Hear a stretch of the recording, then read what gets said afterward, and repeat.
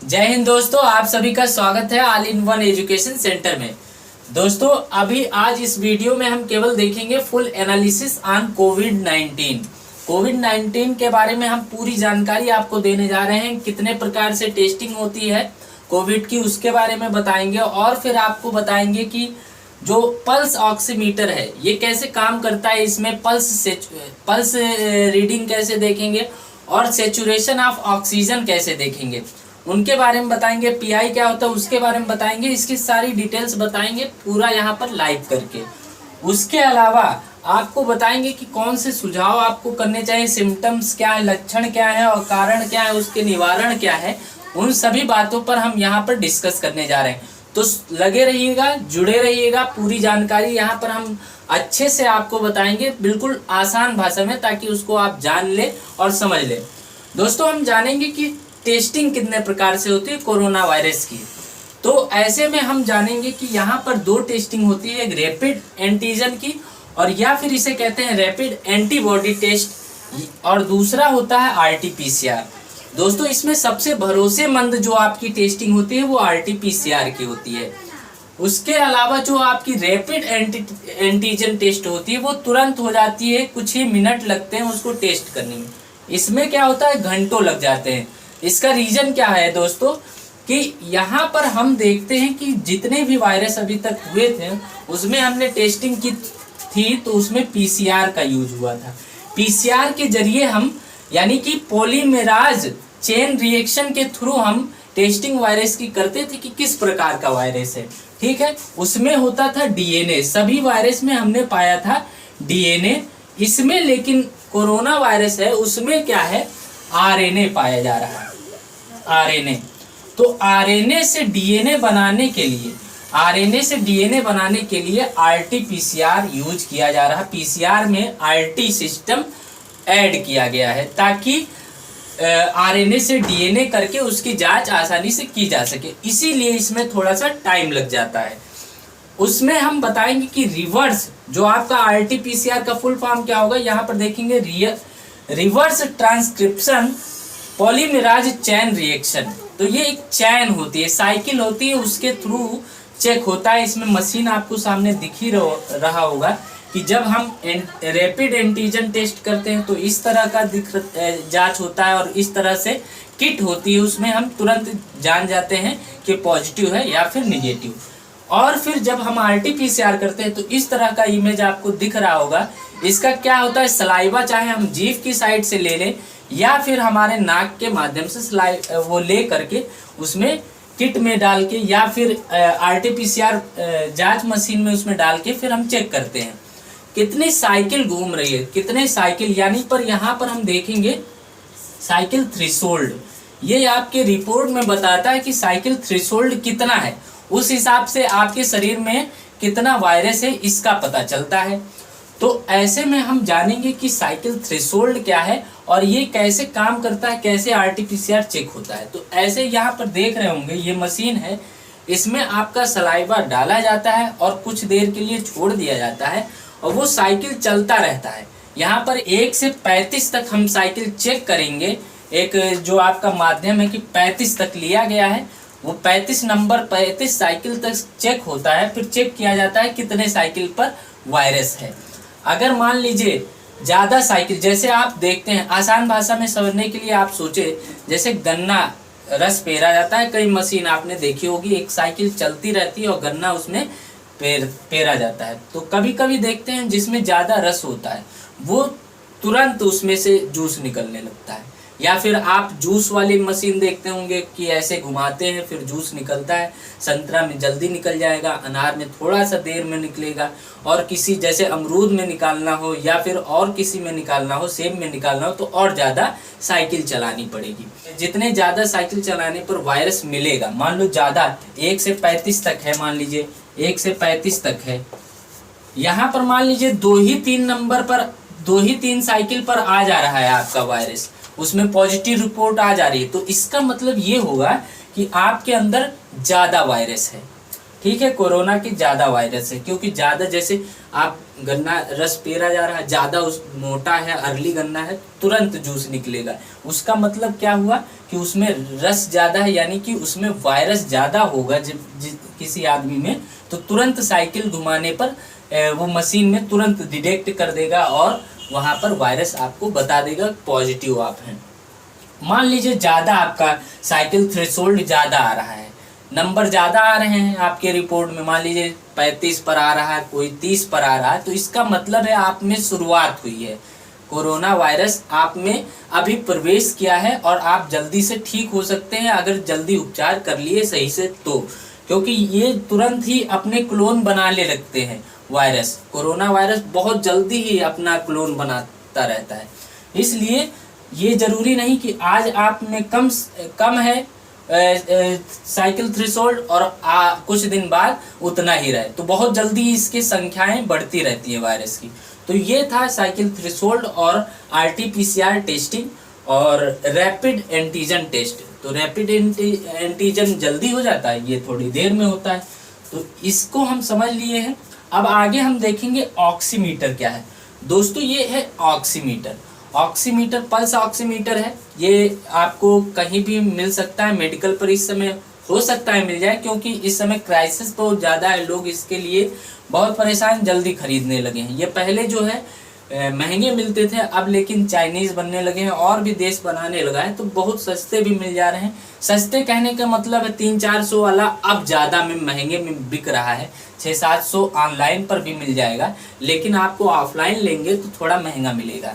वैसे नॉर्मली आप 600-700 1000 2000 तक देखेंगे, ऑनलाइन मिल जाएगा आराम से। यह आपके लिए ज़रूरी है, इस समय आप ले सकते हैं, रख सकते हैं, बहुत ही अच्छा ये आपके लिए मशीन है। तो ये पल्स डिटेक्ट करता है और ऑक्सीजन परसेंटेज डिटेक्ट करता है। तो देखते हैं कैसे यूज करेंगे इसको। दोस्तों ये आपका मशीन है, ये एक क्लिप टाइप का है, ऐसे आप ऐसे इसको क्लिप को ऐसे दबाएंगे और फिर आप इंडेक्स फिंगर पर, क्योंकि आप जानिए यहाँ से जो वेन्स जाती हैं नसें, वो आप किसी भी उंगली पर करें कोई उसका ज़्यादा फर्क नहीं पड़ेगा, लेकिन ज़्यादा इंडेक्स जो फिंगर है आपका वो ज़्यादा अच्छा रिजल्ट देगा, क्योंकि जैसे यहाँ से वेन्स जाती है तो यहाँ पर एक कर्व बनाती है, तो ये एक सीधी नस चली जाती है और बाकी में इससे होती हुई जाती हैं, तो इसलिए ये सबसे अच्छा माना जाता है। तो चाहे आप राइट हैंड से करिए चाहे लेफ्ट हैंड से।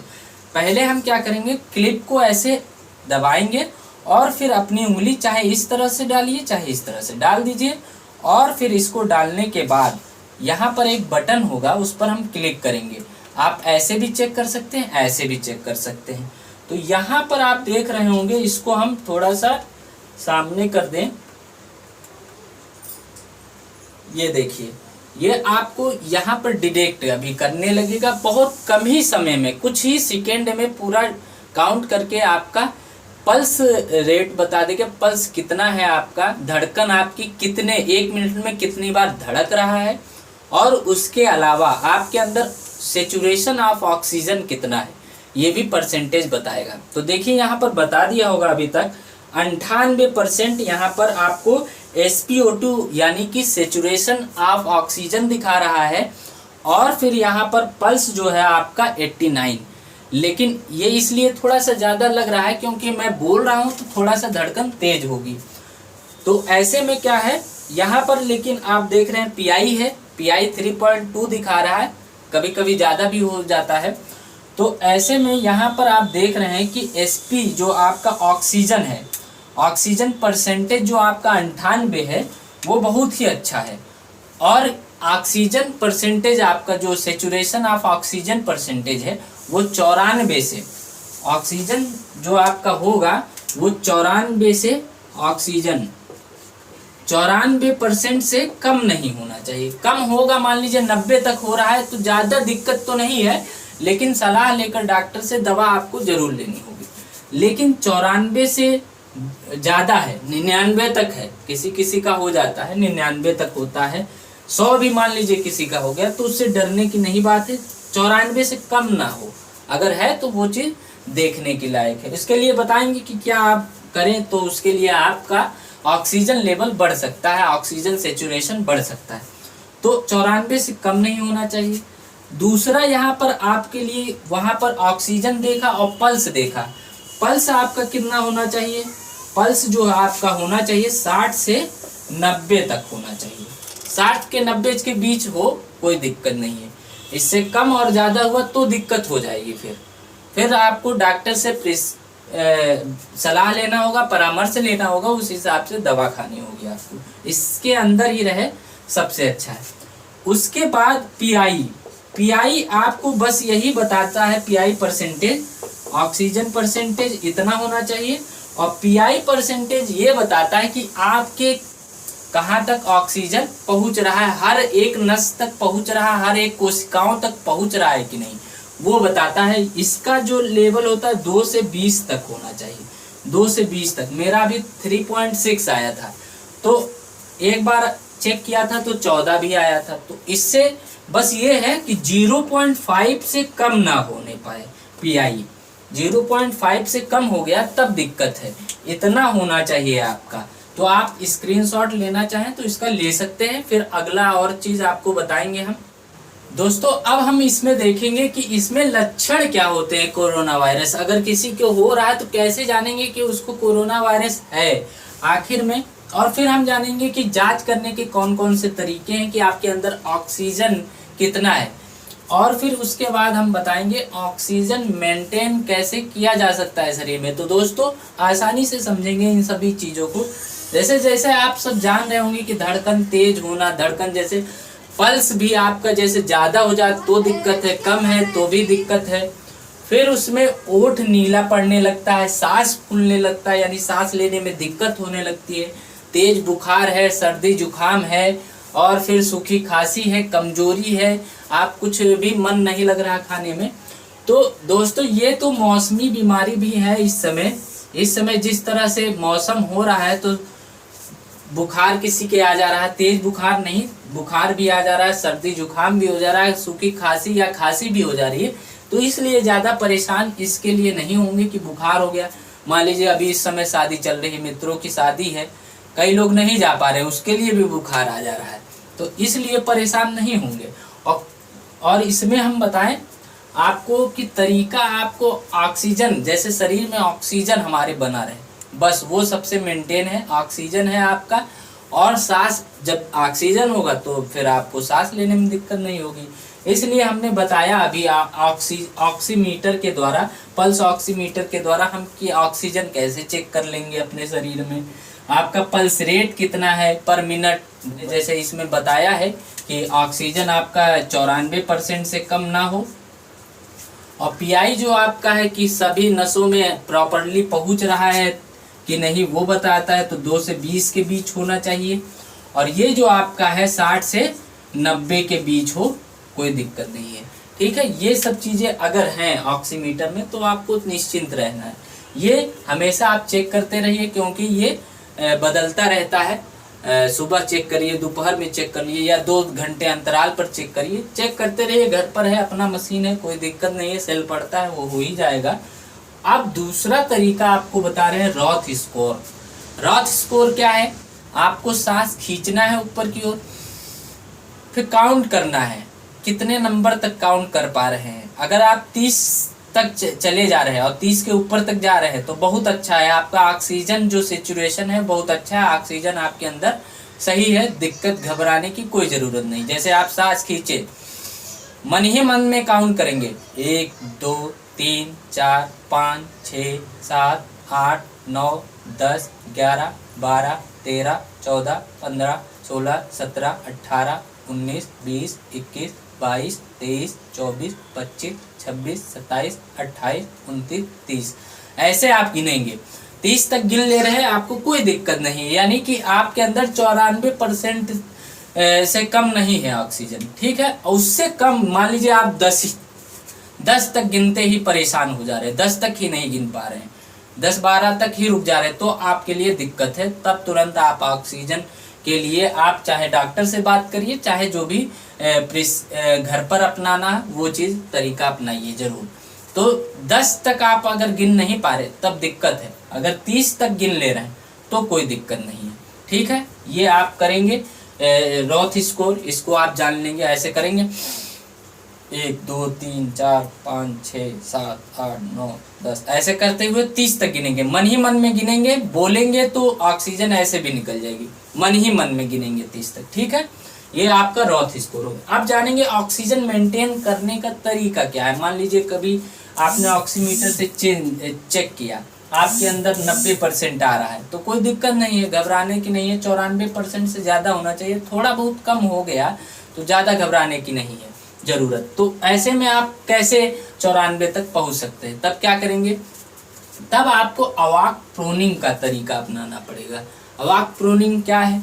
ये एक मेथड है कि आपके अंदर जैसे फेफड़ा है तो सब पार्ट्स, सारे पार्ट्स नहीं सही से काम कर पा रहे हैं। तो आप क्या करेंगे, जैसे ये चित्र दिखा रहा है, इसमें आप सीने के बल लेट जाएंगे, सीने के बल लेटेंगे, पेट के बल लेट जाएंगे। एक तकिया यहाँ लगाएंगे, एक पैर के उधर साइड में लगा लेंगे, एक सिर पर लगा लेंगे, सिर जैसे रखते हैं उस पर लगा लेंगे, ऐसे लगाएंगे और लेट जाएंगे, ठीक है। तो सारे पार्ट्स बिल्कुल एकदम चकाचक काम करने लगेगा, ठीक है। तो सारे पार्ट्स काम करने लगेंगे तो ऑक्सीजन भी लेवल, ऑक्सीजन का लेवल बढ़ेगा, ठीक है। तो ऐसे दूसरा तरीका भी आप कर सकते हैं, ऐसे लेट जाएं इस तरीके से साइड, फिर इस करवट में भी लेट सकते हैं। आधा घंटा तक लेटिए, सुबह शाम, बस आपका ऑक्सीजन लेवल तुरंत आपका बढ़ता हुआ मिलेगा जब आप ऑक्सीमीटर में चेक करेंगे, ठीक है। ऐसे भी लेट सकते हैं। और चौथा तरीका है तकिया लगा के पीछे ऐसे बैठ जाए, जैसे दीवार में बैठते हैं तख्त पर या बेड पर, तो इसी तरह से तकिया लगा लेंगे और फिर ऐसे बैठ जाएंगे। फिर देखिएगा जब चेक करेंगे तो आपका जो ऑक्सीजन सैचुरेशन है वो बढ़ता हुआ मिलेगा, ठीक है। घबराना नहीं है, आपको पैनिक नहीं होना है ज़्यादा, सूखी वो बुखार और खांसी जुकाम से ज़्यादा नहीं परेशान होना। आगे हम बताएंगे सुझाव, अपना सुझाव आपको देंगे। देखिए सबसे ज़्यादा उनके लिए ख्याल रखना है जो आपके वहाँ पेशेंट शुगर के हैं, क्योंकि शुगर का जो पेशेंट होता है उसके अंदर जिंक की कमी होती है, और जिंक जब कम होता है तो उसमें और ऑक्सीजन की कमी होने लगती है। जिंक और विटामिन सी ये चीज़ें मेंटेन रहे शरीर में तो कोई दिक्कत नहीं है, ठीक है। शुगर के पेशेंट के लिए जिंक बिल्कुल ध्यान रखिए। तो जिंक कैसे मेंटेन कर सकते हैं, तो आप जैसे कि शाकाहारी हैं तो अंडा नहीं खाइएगा, दूध पीजिए बढ़िया। या फिर अगर मांसाहारी हैं या अंडा खाते हैं तो अंडा खाइए, ठीक है। फिर विटामिन सी अगर आपको ज़रूरत है तो आप आंवला का इस्तेमाल कर सकते हैं, ठीक है।